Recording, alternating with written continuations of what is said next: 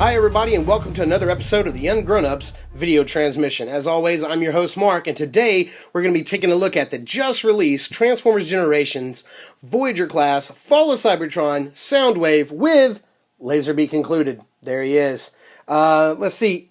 Big, huge art right here on the front of Soundwave from the game. He looks awesome. He looks so awesome. Now, I will have to say that I was kind of on the fence about picking this guy up only because I had the original deluxe class Soundwave from the first video game, The War for Cybertron Soundwave, and from what I can tell, the vehicle mode looks pretty similar. He's just upsized. You know, he's just been supersized for this release.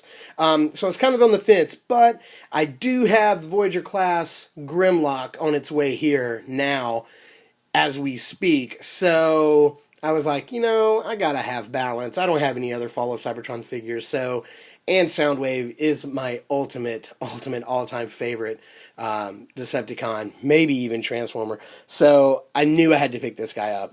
I really like the colors on Laserbeak. He looks great. I'm not a big fan of this circular data disc thing, and to be honest, I don't even know what they're all about. I'm sure they're just a stand-in for cassette tapes or whatever. But I just got the video game for Christmas, so I'm working my way through. My Toys R Us had this guy, and they had Sound Blaster, which was just a black repaint of this guy, and instead of coming with Laserbeak, he comes with Buzzsaw, just another repaint. But apparently, spoiler alert, I'm guessing that Soundwave dies in the game and is reborn as Sound Blaster. I don't know. Like I said, I just now started playing. I'm only on like chapter 2 or 3, so I haven't gotten to that part yet. So apparently that's what's going on. On the side here, we have all of the other data disc. We have Ravage, Frenzy, Rumble. What's going on this side? Just cool Decepticon logo. That's it. That's all that's going on. Here it says data disc figures eject and auto convert. So there's probably a little lock and pop feature there. Laserbeak data disc figure included. Communications truck mode. Okay, so they're actually going to give us a name for what it is. And from what I understand, this guy also has a unofficial alt mode where he turns into a boombox. So we'll have to check that out as well to see if it's just as legit as the first one. I'm not going to read that. If you guys want to do that or read his stats here, you certainly can pause the video and do so. So let's get this guy opened up and let's take a closer look at Fall of Cybertron Soundwave. Alright, so here we have Soundwave and Laserbeak opened up, and I gotta say, he's pretty impressive. He looks pretty good. He's got all the hallmark traits of a Soundwave figure. He even though the data discs are circular, his chest is still very rectangular. And I gotta tell you, these 3-pronged teeth arm things that he had on the very first figure, they're starting to grow on me. And there goes Laserbeak. Not much of a flyer, is he? This is how Laserbeak looks in his bird hawk form. It's his face, his head sculpt looks like Laserbeak. It has the trademark shape. But basically to turn this thing into a data disc, it's often difficult to do this with one hand. You fold that whole assembly upwards, fold that down. Fold this piece around, it will close. It's actually really not that hard to do with one hand. Of all transformations, it's really not that bad. You can see, there's a little, let's see if we can get that to focus a little bit better. There's a Decepticon logo right there on the front, which is not bad. And again, like I said, I'm not far enough along to where I've met this incarnation of Laserbeak and Soundwave in the game yet, so I'm not sure how these data discs will factor. But so it looks okay to me, I guess, without having a frame of reference. But you see there's a little button on the bottom, and that is the button that you press to do the automorphin. I think I'm holding it, but if you're able to press it and not hold it at the same time, you can get everything to sort of pop out on its own. Let's get this whole thing to rotate again. Sorry to do this twice, and to do it one-handed. I do have another arm. Here it is. I should just pull that guy into play. But most of the time I'm having to try to angle myself around this gigantic iPad that I'm shooting with. So there's the data disc, and he does fit right in. So let's go ahead and show that gimmick off. There's just a little button right here, and you press that. Chest pops open, and you can see where the data disc will fit. Now, this is pretty cool because I didn't realize this, but you turn this guy to the side, and the way that you get the data disc in is you just push in. But when that happens, you see that his back extends outward like this, and you can press it in again to sort of fill up that cavity. So I believe he will hold 3 data discs, which is pretty cool because he comes with 1, and then you can buy them in packs of 2.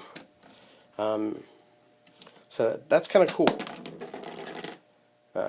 Man, there went that data disc, right? Okay. Let's get this guy in here. It's being very difficult here. Sorry, guys. I had to pull him out of frame. But I haven't actually seen. I don't think this really ejects in the same sense that I guess we all kind of think of it ejecting. You can push it forward, but he there we go. Is that on there right? Okay. All right. So with just 1 data disc in, it's pretty. It's almost flush. Enough to where this kind of collapses. That's all that his back sticks out, which is not that bad. It's not that bad at all. Yeah, he looks pretty cool. I like the head sculpt. It looks, adequately Soundwave-ish. I do think this guy works better in the Voyager class than he did in the Deluxe class. Sorry, I didn't mean to pop that down. I'm just going to show that you can remove his shoulder cannon. And you can put that in either hand. This hand is more open with the trigger finger, and this hand is closed with the fist, but you can put it in either hand. And the whole idea about the weapon is actually pretty weird. I had to take a break just a minute ago and look this up because I thought maybe by chance that my figure was missing something. But if you notice on the back of the box, he actually comes with what looks to be Optimus Prime's G1 rifle. I'm not sure. I'm not sure why that is. That's weird, because there it is. And I typically don't show the instructions or anything, but let me see, where is it in the instructions? The gun makes that same rifle makes another appearance in the instruction manual. This folded up in a way to where I'm not taking up the entire screen with it. But let's see here. If you look right here again in the instruction manual, you will see again that really looks like, right there, it really looks like Optimus Prime's G1 rifle.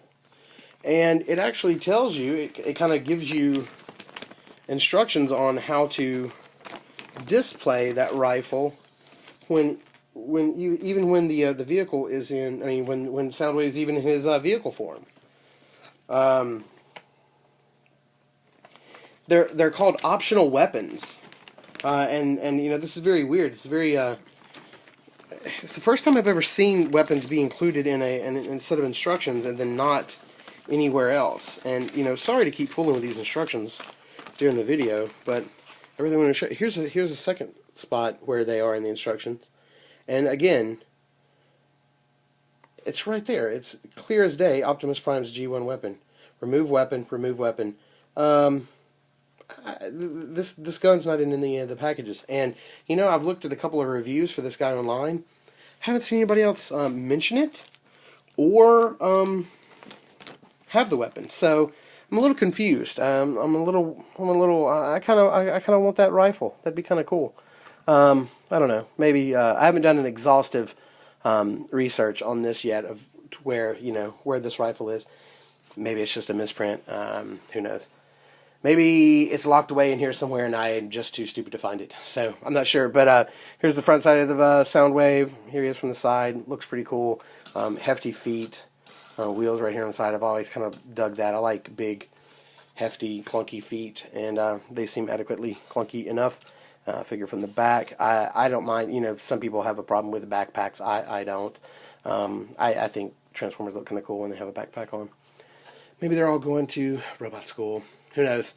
But yeah, this guy looks great. I wish I had Grimlock here to give a big size comparison, but what I'll do is we'll probably see this guy again when I do shoot the Grimlock video. So let's get this guy transformed and in his communications truck, Cybertronian truck mode, whatever, and check him out there. Okay, so here we have Soundwave in his Cybertronian communications truck mode, and I have figured out a really quick way to transform Laserbeak. Really, you just put it butt inside down, and then just bam, one finger, transform this guy. It's pretty cool. He does. You can put this guy in his chest in truck mode. You can also eject him in chuck mode. That's not right. That's not going to work. Anyway, let's put this guy to the side and take a look at this guy. The one thing I'm not a fan of, and I'll have to do this a couple more times to see if I'm doing this right or if I'm doing this incorrectly, but this top panel has a hard time staying down. It just kind of sits there. It's just kind of loose. You can see where it's sort of made right here with little ridges to sort of mimic the angle of the ridges on his foot. Just kind of sits there. I don't know. Like I said, I don't know if I'm doing something incorrectly or not, but he's there, and you can access.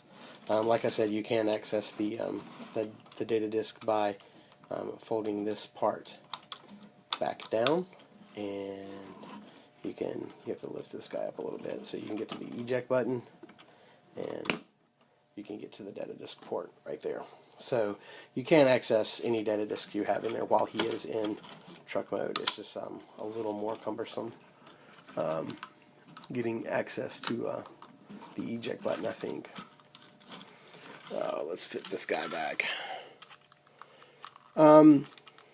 So all in all, like I said, he does very much remind me of the first deluxe class version of Soundwave that we got. The truck mode does. You still see that panel? Just doesn't want to. Not a big fan of guns on top of cars either. Let's get that out of there. It just doesn't sit down. I don't know. Maybe I'm doing it wrong. I have to go check it out again later. Especially in the grill area, you've really got this, metal teeth, monster face kind of thing going on here. Looks pretty cool. I'm also not a fan of this little chair. It looks like a little chair sitting there, some tiny little person or robot to man Soundwave's gun. I don't know. It seems like it's unless it's video game accurate. I don't know. It just seems kind of out of place. And it just that's part of its backpack, so you really could just get rid of it altogether, and it just be unnecessary. But that's just my point of view. But anyway, so he does roll pretty freely. Again, this top thing looks kind of weird. That's odd, but yeah, he does. He looks like the deluxe class we got before. I do like the bigger size and the heft. He actually feels. I know it's not true, but he feels heavier in vehicle mode than he does as a robot, which is kind of odd. The gold panels on the back almost look like feet sitting there, but they are not. His feet are actually right here. He looks pretty cool. I have to hand it to him. It's not a bad Cybertronian vehicle design. Not bad at all. But yeah, let's take a look at that unofficial boombox mode and see if that's any cooler. All right, now we have Soundwave in his unofficial boombox mode. And so basically you can just see sort of like half transformed. The arms and the head and the chest are almost exactly as you would transform him as a vehicle, except for you can see on the back, and you can fold this back panel up, but I just have it, to sort of support him standing upright. Sort of the arms, instead of being brought all the way around and the wheels being brought forward, you can just see how the arms are just sort of tucked in behind the wheels there, and that's sort of just left as is, and then the legs are just sort of rotated out to the side and then folded up, letting the wheels be the speakers. So again, it's unofficial, and this mode was unofficial for the deluxe class figure from War for Cybertron. The funny thing is in the, I believe it was in the closing credits of the War for Cybertron game, the first game, you actually did see Soundwave in this mode. He looked just like this, sort of playing music, and other Autobots and Decepticons were dancing around during the closing credits of that very first game. So while it is unofficial, he did appear in this mode in the game, albeit in the closing credits. So he's actually pretty cool. It's not a bad mode. Actually, I think I like this mode a little bit better than the vehicle mode. So that's going to be about all I can say for this figure. He's pretty cool. He's nice. I think he'll make a great foe for my Grimlock figure whenever that gets here, and I'll be sure to bring this guy back in that video for a size comparison. So that's going to do it for this guy. So as always, we're going to ask if you dug the video to like, comment, or subscribe. And as always, you can find us talking over at facebook.com/ungrownups. And you can find our podcast, which is new every 2 weeks, over at iTunes or ungrownups.com. So be sure to check us out there. Later.